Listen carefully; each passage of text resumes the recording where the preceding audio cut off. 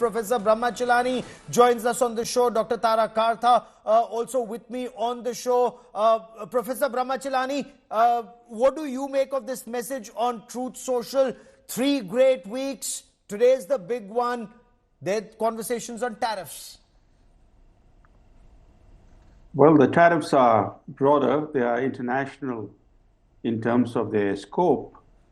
But I think the concern in India that these tariffs are going to hit the Indian economy really hard, that concern is a bit exaggerated, because if you look at the trajectory of India's average tariff rate, it has come down from about 120 in the early 1990s to less than 5% currently in relation to imports from the US.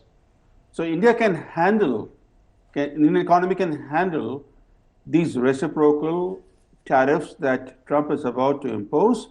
In fact, people don't seem to keep in mind that the biggest imports from the US are hydrocarbons, weapons, and gems. Yes. On which, on the first two, there are no tariffs. So looking at the larger picture, I think this concern about reciprocal tariffs and how they're going to hit India very hard should be seen in context of the actual trade, what India trades with the US. And I think this is manageable. The most important thing, I think, is that for Trump and Modi is to restore this relationship. Yes. Restore the relationship that was thriving in Trump's first term, but came on this train during Joe Biden's presidency. And I'll come to that in just a moment. You're absolutely right. It needs to be repaired. Issues of the deep state and what was happening towards the end of Joe Biden's tenure has been a cause for grave concern, especially in India and especially amongst the strategic community. But stay with me, Professor Chalani. Dr. Tara Kartha, what Donald Trump has just put out on Truth Social, is this meant more for America's internal audience, because he's come on the platform of Make America Great Again. He's talked about tariffs. How much does it actually impact India, or does this impact his own people more, that he's sending out a message, I'm firm? He's called India tariff king in the past. Yeah, it is obviously something to do with his domestic audience as well. And I mean, this was expected, right? It's not like it was something new that we didn't think would happen. It's not just against India alone. So it's not India targeting by any means. But we've had problems in the past, especially where wheat was concerned, where we didn't, last year when we had a drop in wheat production, we could not export as much as we normally did.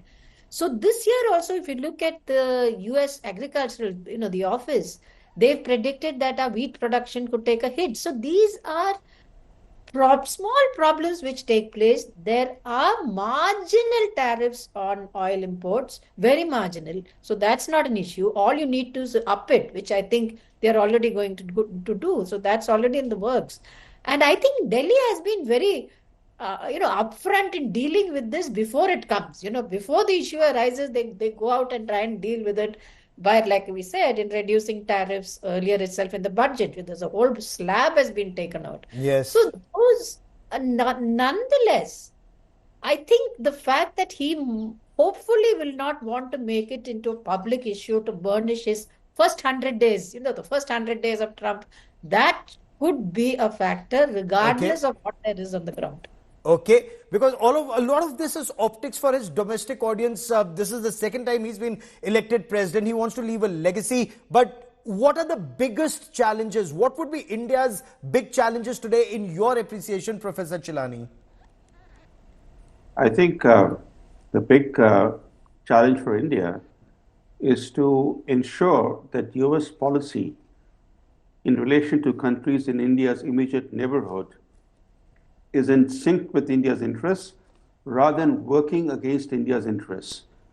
That's the primary concern for India, that under Joe Biden, we saw how US policy toward Myanmar, Bangladesh, and Pakistan became antithetical to Indian interests. That has to change, because if US and India are going to be close strategic partners, building a stable balance of power in Asia, they need to work together in India's own neighborhood. The US can't be working against India's interests and expecting India Absolutely. to contribute to Asian and international security. So the reason why, it's very significant that Modi's first meeting was with Tulsi Gabbard. Tulsi Gabbard is going to be very important now because there are these issues that are left over from the Biden administration. The two politically sticky indictments, one against Gautam Adani, one against a former Indian intelligence officer. Yeah. Then the issue of Bangladesh, the issue of providing arms to Myanmar rebels. This is where Tulsi Gabbard can play a helpful role because she understands the importance of India in the larger scheme of things, and I think even Trump understands why the relationship with India is critical. Very important points that you're raising there. Did you agree, Dr. Tarakartha, the big challenges for India to ensure foreign policy is in sync? Would US policy towards China be a cause for concern, or are we seeing a different, what's happening with vis-a-vis Russia and Ukraine is in sync with what our thinking is? How do you see this meeting pan out? I think in terms of Russia, Ukraine, yes. I mean, if he's already reached out towards Ukraine, he wants to end the war. That war has hurt us in multiple ways. So, it's not just about, Russian defense deals. There's a whole economic impact which we really suffered from. So an end there is great. In terms of China, I'll tell you, he's going to make the noises about, I had this great meeting and all the rest of it will continue. But there's a fundamental aspect to even Trump's first national security, his national security document, is that the US must remain the primary power. Yes. That will not change, no matter who comes, actually. So that is, there is no question of accommodating China. So I don't know how people say, oh, you don't know how. They will not let China come up. It's against basic US policy. The question is, how will they do it? And that is where we may have a slight difference because, well, they may want you to have a more proactive approach on China, which I don't know how this is going to go forward. But for that, we have to be better armed and with the latest weapons to be stronger. And that would mean closer cooperation on defense, trade and technology and high-end technology. Do you see forward movement on that, Professor Chilani? We are still waiting for the General Electric engines for our fighter jets. Do you see forward movement on that, manufacturing of those engines in India? Or is that a pipe dream as of now? India is seeking to move from importing weapon systems to co-production so that industrial capacity and jobs are created in India. And that's where the real challenge is because in terms of arms imports, India is already the world's largest importer of arms. And given the fact that India's overall trade deficit has widened to such an extent that it's depreciating the rupee, it's having a very adverse impact in general on the economy. You can't keep buying billions of dollars worth of weapons without seeking to bolster your own economic strength at home.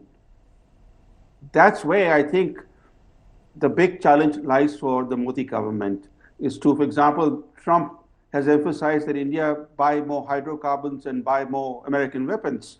But these two are already the biggest items in India's trade with the US. So there isn't much room, even though there might be a deal or two, a big deal coming out of not this visit maybe, but coming in the coming months, there might be a big defense deal or two. But looking ahead, there isn't much room for India to keep buying weapons off the shelf. India has to persuade the US to co-produce weapon systems in India. Absolutely. Whether that happens with France, whether that happens with Russia, or that happens with the United States of America, co-production in India is that big aspect. And though I've run out of time on this part of the show, Professor Chilani and Dr. Tarakartha, but through the evening today and till 2:30 in the morning, when that meeting takes place on India Today, we will continue to get you the latest on this very important meeting that Prime Minister Narendra Modi also talks about shouldn't just impact India and America positively, but should have an impact, a greater impact on the entire world. That's what we'll be tracking closely.